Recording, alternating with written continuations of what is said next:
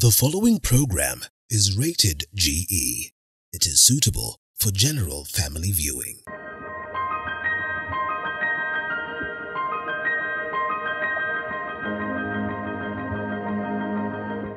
Well, we meet again on Beyond the Limit. This episode, of course, is sit down with counselors, with specialists when it comes to the question of social life and just getting to understand life in general. And therefore, tonight, we'll be looking at how best we can deal with childhood trauma. You will agree with me that, of course, we would want to label this as childhood trauma. But most of the people will carry the trauma that they have experienced during their childhood all the way to adulthood. And this will definitely affect just how they lead their normal lives. And so tonight, we want to focus much on just getting to understand first what is trauma, and of importance, just get to know how best we can deal with that so that it does not affect how we lead life. It does not affect our relationships with the people that we are interacting with. And of course, that will be very helpful. Of course, the line, as always, are open for you to speak to us. Tell us what it is that you make of what childhood trauma is. I mean, tell us your experiences, but of importance, the solutions to it as we get to learn from the doctors that we have on set. As always, it's a pleasure to have them. Doctors, thank you so much for creating time. And we're always looking forward to your advices, always looking forward to the stories that we get to share on set, because these ones go a long way in changing the lives of very many people. And we have gotten so much feedback as to the previous conversations that we've had. And therefore, it means that we are doing a good job. Right next to me, Dr. Sarah. After Dr. Sarah, there's Dr. Jane, and then there's Dr. Rehab. We begin with you, Dr. Jane.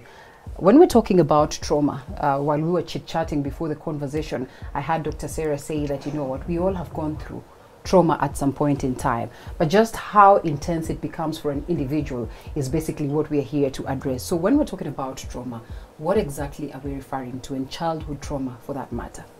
Yes, these are a good topic, and when you talk about childhood trauma, these are psychological wounds or scars that are inflicted on a child when they are growing up, and they manifest differently, but they are deeply rooted in the mind, in the brain of a child. Okay. And therefore they are likely to grow with it all the way to childhood, to adulthood.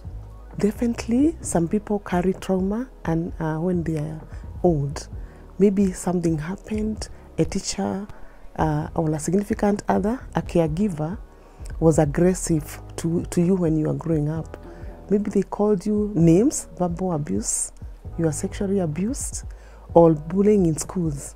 So the stories continues to be told even at old age. You know, I went through this. This tells you that this person still has trauma or wounds, or maybe they are remembering the difficulties they went through when they were growing up.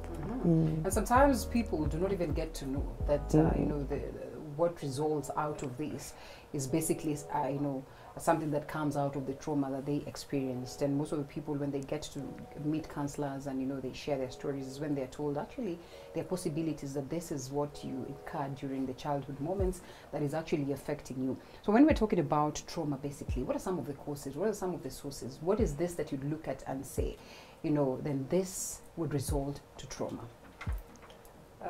Thank you. When children are growing up, they're exposed to a lot of many issues around, you know, the home, around the environment. They're exposed to many things, and sometimes in some of these places where we live, the children are exposed to life-threatening issues, and you know, sometimes the child is not even able to say that how they are feeling. But you'll find that, like in the family, you may find that the parents are always fighting and shouting at each other. There are, you know, issues where the child is exposed to fights and abuses and issues like that, and they feel threatened. Sometimes the children may be exposed to things like the floods that we had just the other day, fires. They could be exposed to accidents. Children could be exposed to even life-threatening illnesses, you know, in the family, especially the significant other people. Sometimes the children are abused physically, emotionally, or even sexually, and that causes trauma. And this child, you know, sometimes nobody actually takes this child to a point where they can deal with this trauma at that age. So they will continue with it. It is actually filed in the unconscious mind of the child. And so you may think that this child is okay, because after a time you may not even see them manifesting any signs. But it is, whatever happened is filed in the unconscious mind. And you never know until maybe later in life when they start manifesting the symptoms, maybe growing up or even at that young age as a child. I'm glad that you bring that up. Before we come to Dr. Sarah, I will tell you, and sometimes I say it's fair for us to as well share our own experiences. I have a little boy that is sort of like an easygoing gentleman, you know, and sometimes you are experiencing things, and I think most of the homes will experience things, you know, there are small things that happen to him and he takes them very light. You know, sometimes you actually expect him to react different, but you actually do not get to see that reaction of maybe disappointment, anger, worry, fear, and all that. They take it very easy. Is that a cause for alarm? Is that, you know, because I'm sure there are very many parents or very many people who would be going through that, and therefore when the child tells you, I'm okay, you then overlook it and that's it. One thing that we don't understand as parents or as grown-ups is that children are human beings. It's only that they are small. But they are human beings, they have feelings, and whatever they experience, it is very important. So sometimes even as parents, we take our children through you know, issues that will expose them or predispose them to trauma. And we take it very easily. We take it like this child does not get it.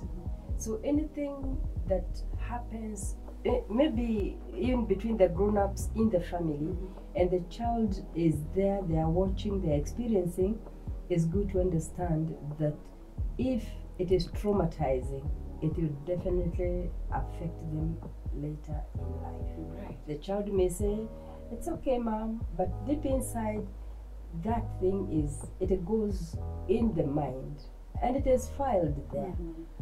And you know, in the unconscious mind, all those things that are ugly, you don't want to remember, it is like an archive. You throw them there at the lock and key, but there's nowhere they have gone. They are there, they'll show up when time comes. And of course, we'll be coming back to understand how best then we can avoid such scenarios. But Dr. Sarah, you say that, and I think we all agree, that at some point in time, you have experienced something that is likely to take you to that moment where you feel frustrated, and therefore it breeds trauma in an individual. But then one would want to ask, what then brings the difference? Because we probably are children of the same mother and of the same father, and therefore if we're going to experience the floods, we all experience the floods. If there's going to be infights within the family, we all get to witness this. But there are children who come out more disturbed with these occurrences more than the others. Why this difference? If at all we're going to go through all these difficult times together, yet there's someone who turns out stronger, there's another one who carries that effect of the trauma all the way.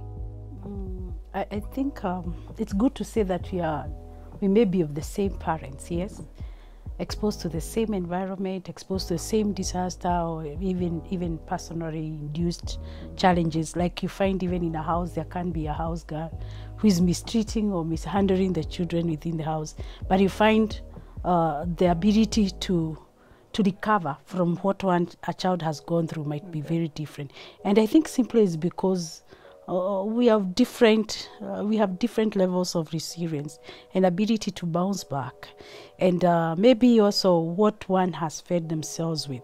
There is this child who feels, even if I'm hit, I can still hit back. I can still rise up. But there are those who now make it to be a deep-seated issue where you are thinking and you're feeling, why did this person do this to me? Why did it happen? You know, those other questions that arise after this traumatic issue has occurred. That thing which goes through in the mind of an individual is what now enables one to know how to handle it and how even it can recur in the future, and the exposure that we also give ourselves unto.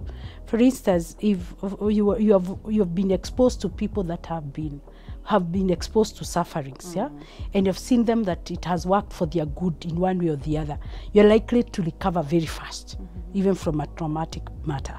But now, if you're this person who thinks life should be smooth all the way, and now something negative happens, you're likely now again to take long to recover. So I think that kind of exposure is very key, and that is what makes the whole difference, despite the genetical makeup being the same. All right. Yes. And you know, most of the times when we're talking about childhood trauma, then we speak of the effects at that level of adulthood. Because then, okay, well, maybe as a child you have gone through this, and now we have gotten to a point where we are all adults, and this was, you know, these concerns can be manifested. You go into the office and people can tell something is amiss. You are in a relationship, you know, someone can tell that something is amiss. Probably you even get to levels where you're violent because of what it is that you got to witness. Dr. Jane, what are some of the childhood traumas that can easily be manifested at the level of adulthood, both emotionally as well as physically? And I mean, what would be the long-term effects to this? These are quite a number of long-term effects. You realize that this child, when they become adults, they start reminiscing, like remembering. Because like Dr. Rehab said, it is like a script, it's in the file. So they may become very anxious, anxiety, which if they are not helped, can dive to depression. These people lack sleep at night because of the hypervigilance. Like, what if it happens again? Okay. What if my dad comes to fight my mama again? You know, there is always a fear that now is engraved. So you find the person may not have confidence, and the self-esteem is affected. They are not able to be confident, and such kind of effects, some are visible, they affect the facial expression. You find someone is not happy. They may be sad, and sometimes they are not able to maintain relationships. You find someone getting married, but the script of the family they grew up is still playing, so they cannot handle relationships. So they can find themselves divorcing or separating, and so many other kind of effects. All right. Maybe Dr. Rehab can add. All right, and I'll be coming back to that. But of importance is that this is session A, and session A has likely been about highlighting and accepting and agreeing that as a society we have these cases in existence. I think it's also important that we get some of the solutions that we can, you know, come in together as society, as individuals, to seek healing. You know, because one might actually think it's not an element of sickness, but maybe it is. And therefore, I want us to take a quick short break, and then we come back, of course, add on to what are some of the problem and emotional problems that would come along with that, but of importance, get to find ways of, you know, just establishing solutions to this matter. So after this short break, we come back with that.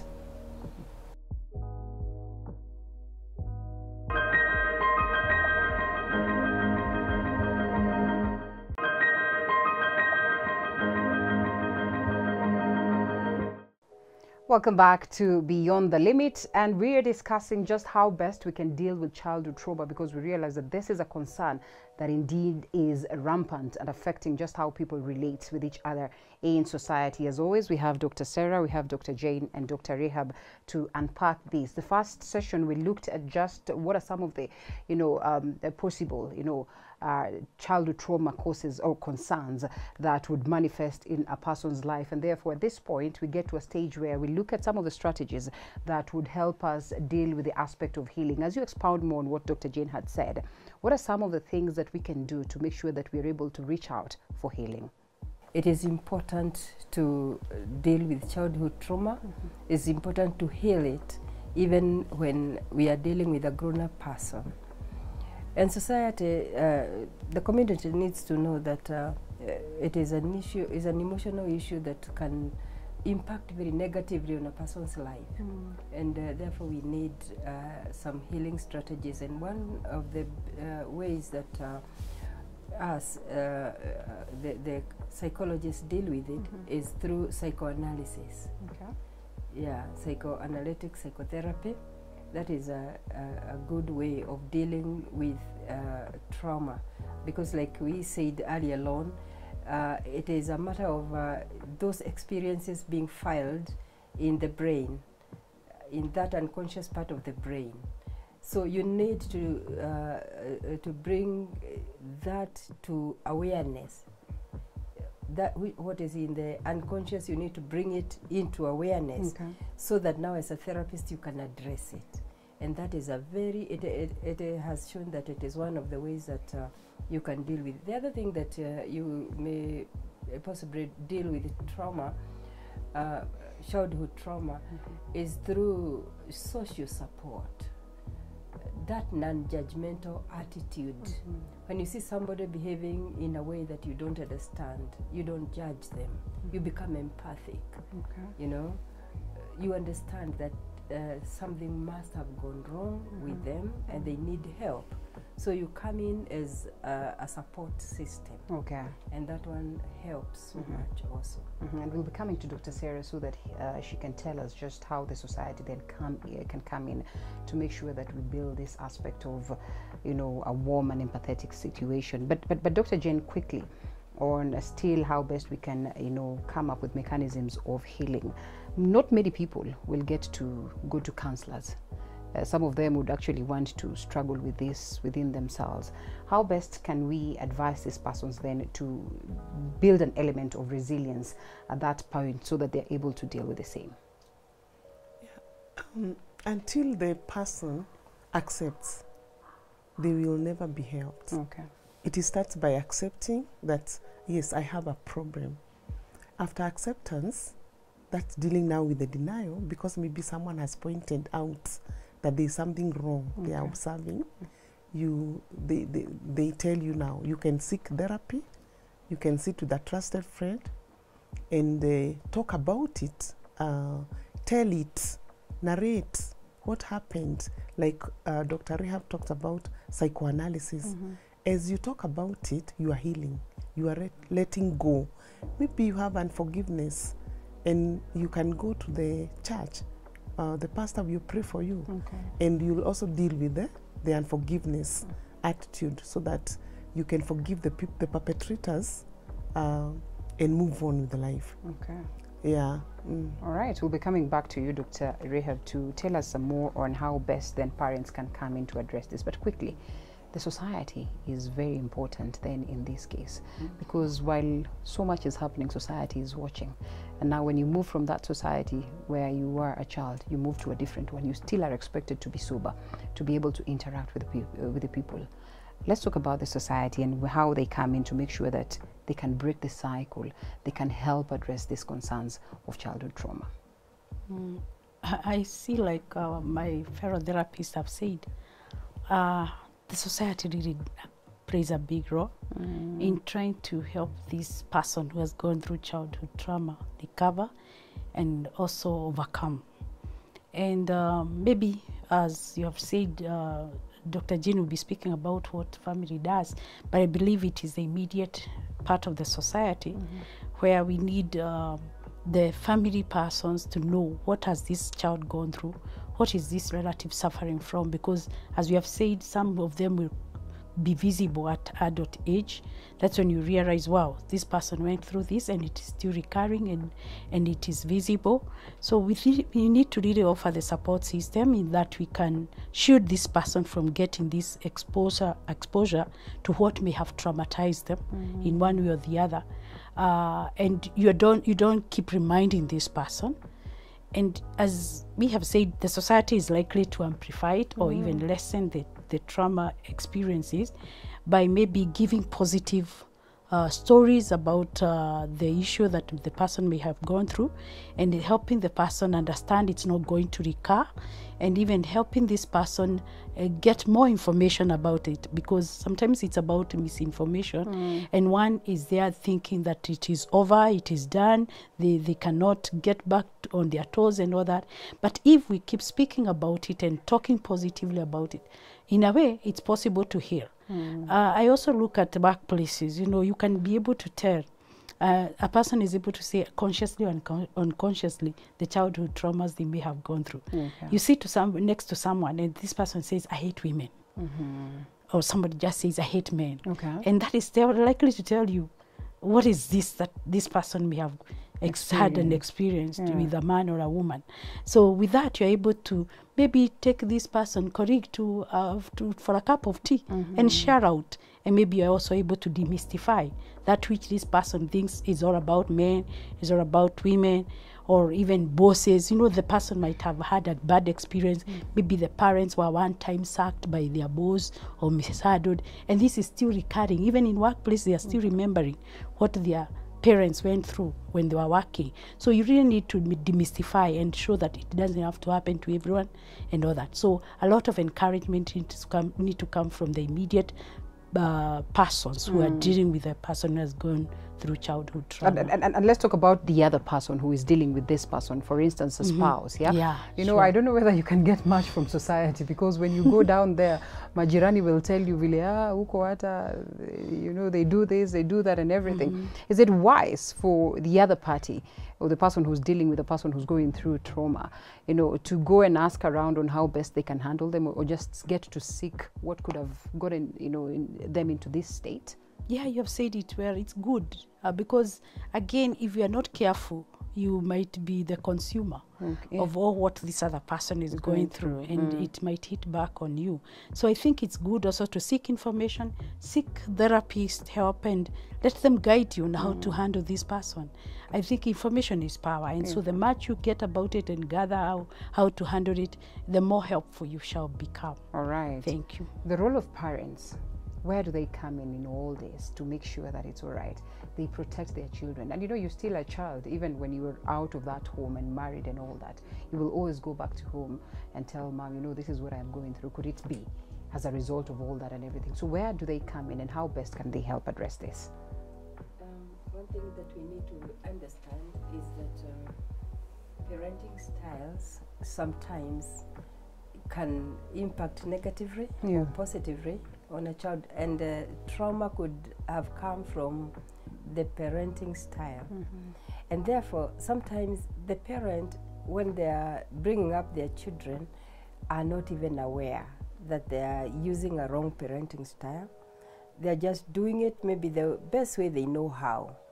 And then the child ends up getting traumatized. And now when they are adults and they have to go back to the parent might still be wondering what is wrong with you.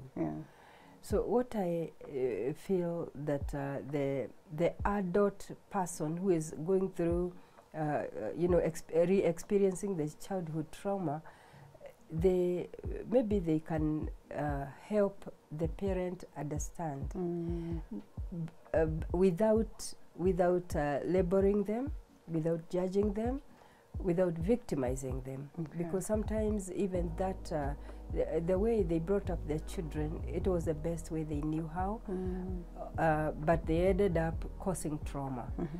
Maybe they lived in a place where it was not a good environment, and trauma was caused. So the best thing is, even though you may consult your parents, but it is good to be careful, because you don't want to hurt them. Again, you don't want to harm them. You don't want them to feel guilty because they didn't do that out of will. Some parents also cause trauma because they also were traumatized when they were growing up.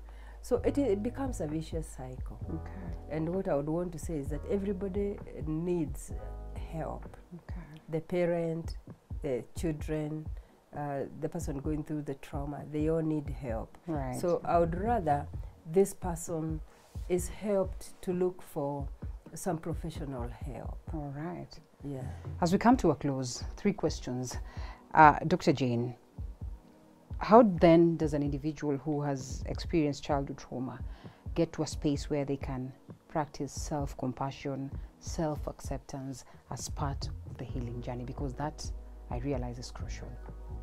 Yeah, when they realize that they are missing their life, their everyday life, work or marriage, because of what they are carrying, the baggage of childhood, it's a wake-up call to seek help help is available, and the counselor or the therapist will help them to revisit the demons of the past and live a meaningful life, because you realize that majority of people are heavily burdened by what happened in the past, and they are not enjoying the moment, the here and now, which, you know, life is very short. People need to have you know, a good life, at least. Not always talking about that teacher who verbally abused me, the neighbor who gave me a label, you know, carrying the labels with you as you grow up. So there are many ways that you can deal with it. You can engage in the things you love doing, self-care and mindfulness, and rising up, being self-aware intentionally that now I need to work very hard and deal with these ghosts that are traumatizing me. All right, we're almost out of this space.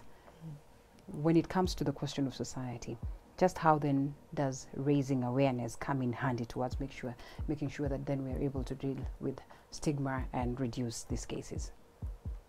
I want to consider that all members of the society are responsible. We all have the potential of creating awareness on how to overcome trauma. Now that we have known what the consequences can be and how damaging they can be to individuals, I think we need to be all careful. As a teacher, as a parent, as a pastor, wherever you are, I pray that we become people who are responsible in the words we speak, in our actions. We be deliberate in building people's esteem, because actually those are what we are now seeing thereafter. When people have been traumatized and then we come to meet them and we add more fury onto it. But if we are careful in how we speak, in how we act, I think we bring a society that is healthy mentally. Beautiful. In 30 seconds, just what role does forgiveness play? You know, forgiving yourself, forgiving the other party. Now that you say some people will take you through trauma without knowing that they are. You see, when you forgive, it's like you put some burden, some baggage down. And so it makes you lighter, it makes you happier, and it makes you recreate relationships. So forgiveness is very important. Dr. Rehab, thank you so much. Dr. Jane as well as Dr. Sarah. You know, time is always so limited when we're discussing this very important things, but you know what? We really cannot exhaust everything. Whatever it is that we mention, I hope is certainly helpful to you. Even as you consider seeking help, you could be going through all the things that we have mentioned here. Professional help is important. It will get you from phase A to phase B and you lead a better life. My name is Linda Alela. It was good having you, and we're looking forward to another session. You can always write to us and tell us what is this topic that you'd want for us to address, and the doctors will ably do that. See you again next time. Do have yourself a lovely night.